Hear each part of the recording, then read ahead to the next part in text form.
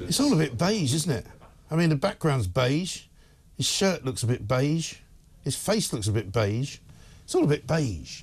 I think the trouble is when you listen to Jeremy Hunt, you're not really hearing anything. And I think this is part of the problem. You know, the Tories have tried to do this trick of bringing people in to the mix who are kind of, you know, managers, who are people that you can say have got safe pairs of hands. You know, Jeremy Hunt, Rishi Sunak, these kind of people. But it's not very inspiring, is it? Let's talk to Zoe Grunwald, see if she can feel any more excited about it than I do. Zoe, very good morning to you. Morning, Mike. I mean, I found myself literally just sort of glazing over there. I mean, if you ask me what he said, I can't tell you. I don't know. I wasn't really hearing any words. I was just hearing this kind of noise.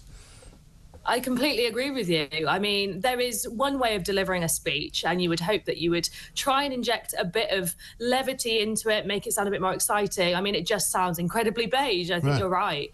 I also think people just don't really buy what Jeremy Hunt's saying. I mean, I know they're talking about this soft landing, but unless people feel like there's more money in their pockets and people feel better off, it just doesn't register. Well, it doesn't, does it? Because, I mean, he already pulled that trick once already where he told us that we were all going to be better off because national insurance was somehow going down.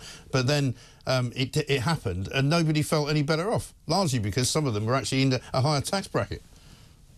Yeah, precisely. And I think what the government don't realise as well is that feeling better off isn't just how much money you have in your pay packet at the end of each month. It's how much your bills are. It's when you go to the shops, how much things cost. It's whether you can get a doctor's appointment, whether your kid's school is doing whip rounds for pens. All of these things contribute to that feeling of being better off. Yeah. And actually, I think the Conservatives have just not understood that. And they think people just want an extra £50 to £100 in their pay packet every month. Actually, when costs are still high, that doesn't go nearly far enough. No, it doesn't. And do you think this is where they're going to be fighting on this battleground of tax then? Because, I mean, I had Peter Kyle on a little bit earlier, the Shadow Minister for Science, and he was very non-committal when I tried to get him to answer a question about whether Labour would put taxes up. You know, I mean, I don't think people would be surprised to hear that they want to, or I don't think people would be surprised to hear that they don't want to, but they don't seem to want to sort of commit themselves at this point.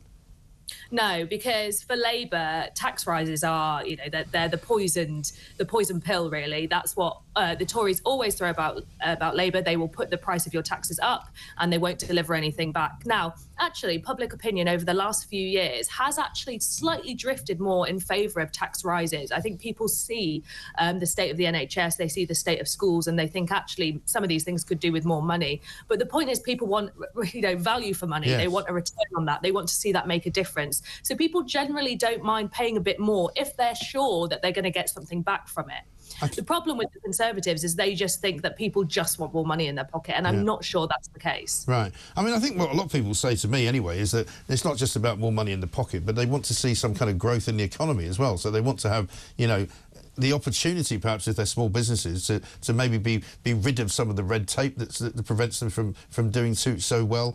Some of the taxes on small businesses that have been put on, all by the Tories, by the way, many of them in the last sort of 14 years, because, you know, even I speak as somebody who owns a small business myself, you know, the amount of taxes that are now put upon you when they were not there even sort of 15 years ago is quite prodigious. And I guess there's two schools of thought on economic growth. The first is the one that you're talking about, which is removing the red tape, encouraging investment, you know, getting business in and having that kind of sort of free-for-all. Yeah. But, you know, the Conservatives aren't even doing that at the minute, and that was typically the interest they used to represent. For Labour, their growth agenda is based more on building. They want to get the country moving. They want to encourage infrastructure investment. They want to see these projects being built. Conservatives aren't doing that either. You know, they cancelled HS2. Now, there's some arguments for doing that, but actually the point is there's been no big infrastructure projects under the Conservatives. In fact, there's barely been any since the Victorian era. No. So the country has two problems. A, it's you know, bulked up in terms of business investment, but B, there isn't any moving of the economy in terms of building and in terms of getting these new projects off the ground. Indeed. And I've been asking this question all day today, just because it only happened yesterday. What reaction are you seeing from either, you know, sort of Labour apparatchiks or even just Labour voters from what they've seen Keir Starmer saying in his little speech yesterday? So I think what I think about Keir Starmer's speech yesterday, it wasn't really for Labour voters. It was still for that contested middle ground of 2019 Tory voters. A lot of it was quite focused on sort of practical, slightly conservative steps to getting their missions off the ground. There wasn't anything radical in there.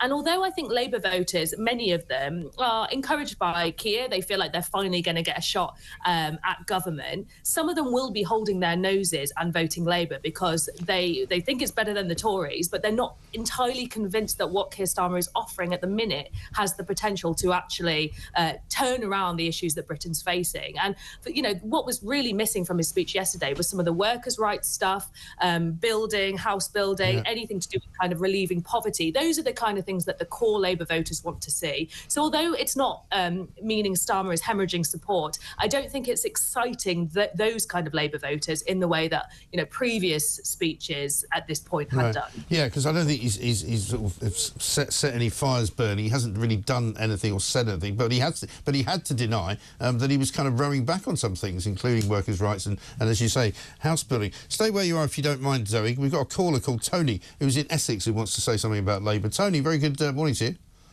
Morning, Mike. What do you want to say, Tony? Well, that man who you asked about putting up taxes... Peter Kyle, yeah.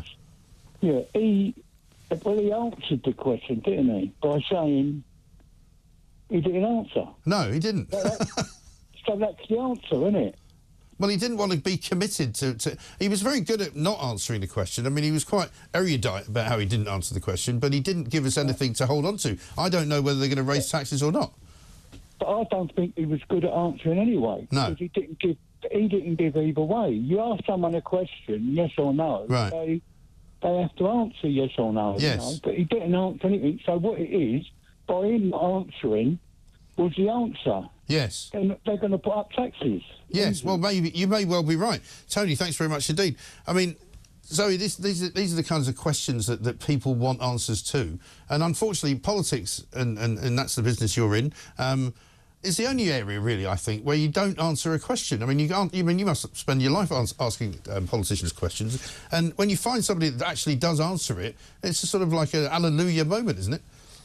I think this is, I mean, Tony absolutely represents a lot of frustration that voters have with Westminster, which is that politics seems to come before actual governance and policy. People want to know what they're voting for. People want straight answers from politicians. And actually, people respect that more. So if Labour would come on the radio, Peter Kyle would come on the radio this morning and said, we might have to put up taxes, I think some people would respect that more. Like, wishy-washy, no, don't know, can't tell you.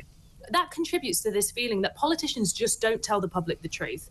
And people, when political trust is at an all-time low, really, people need to hear the truth from politicians. And Keir Starmer is resting so much of his campaign on being full of integrity, being full of truth, being full of, no longer pulling the wool over the electorate's eyes. But if he's not doing that, if he's not following through with his words, people are going to start not to believe that too. Yeah, I think that's right. So good to talk to you. Thank you very much indeed. Zoe Greenwald, political correspondent at The Independent. Do you trust Labour with your taxes?